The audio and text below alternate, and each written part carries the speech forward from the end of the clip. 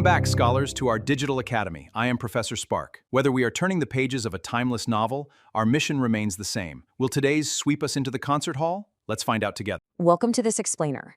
If you've ever celebrated the winter holidays, there's a really good chance you've bumped into the sparkling, candy-coated world of the Nutcracker.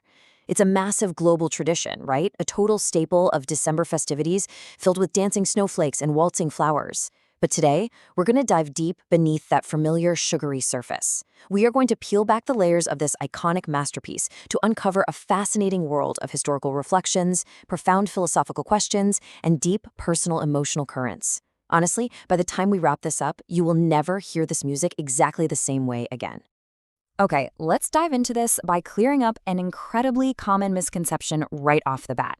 When people hear the swirling, magical melodies of the Nutcracker, a surprising number of them mistakenly attribute it to Igor Stravinsky, the modernist mind behind The Rite of Spring. But these are vastly different composers.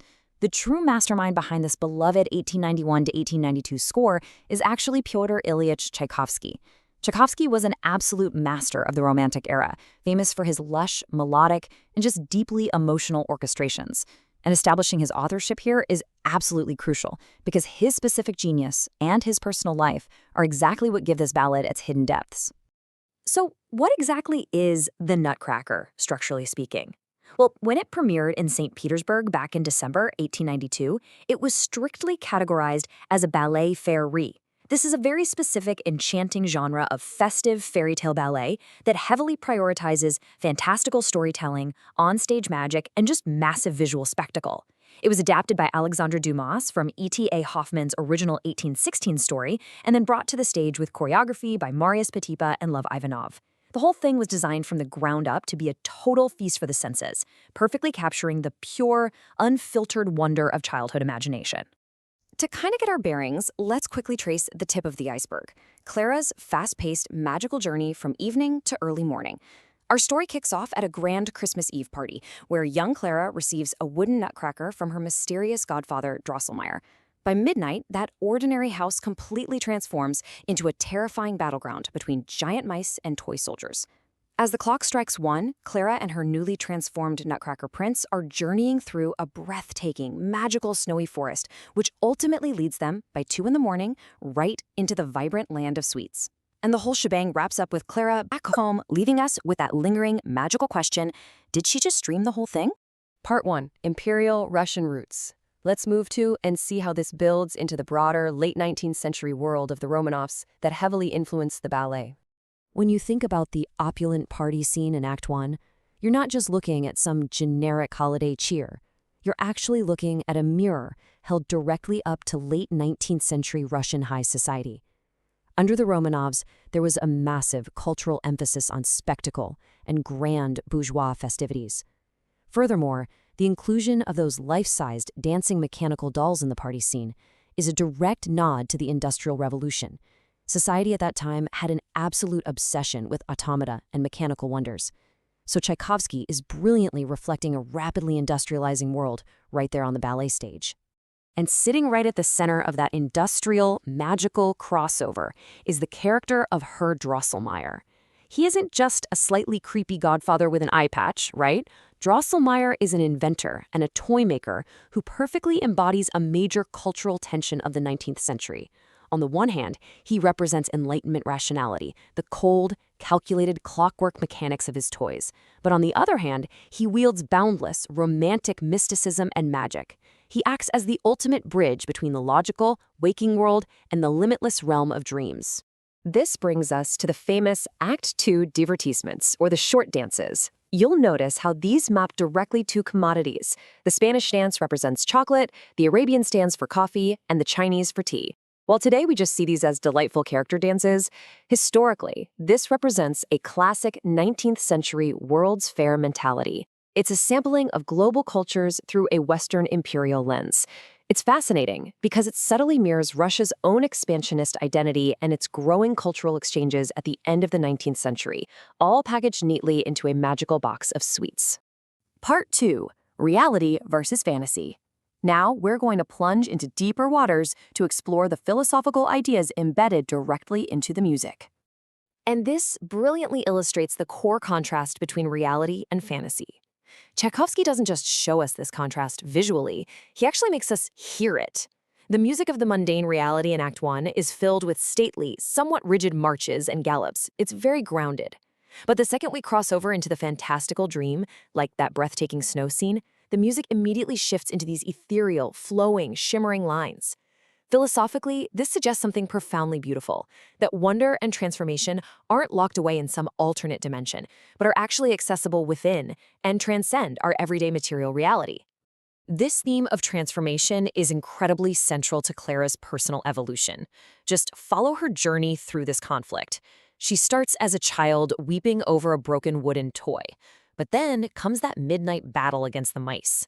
Tchaikovsky writes this scene with scurrying, chaotic motifs clashing against martial, determined soldier themes, lots of rhythmic intensity and heroic brass. This isn't just a fun action sequence. It's the philosophical notion that conflict and adversity are exactly what forge identity and personal evolution.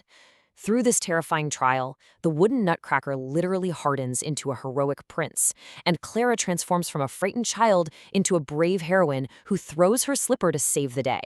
Yet alongside this triumphant victory, there is a really complex meditation on nostalgia and temporality going on. If you listen closely, especially to the sweeping music of the Act 2 Grand Pas de Deux, that's the climactic duet between the principal dancers, Tchaikovsky infuses a distinct, profound wistfulness into the score. He takes what is essentially a children's story and elevates it into a mature, romantic philosophy of time.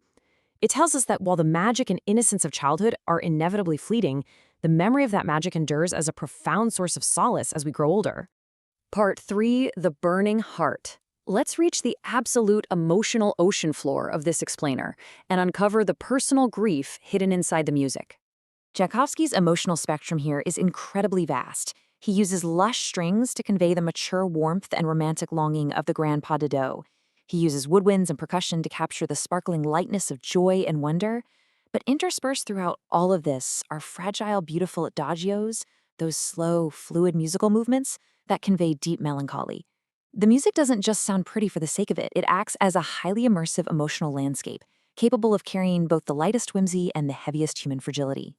To capture the absolute purest form of that childlike wonder, Tchaikovsky famously employed an incredibly innovative instrument for the time, the celesta.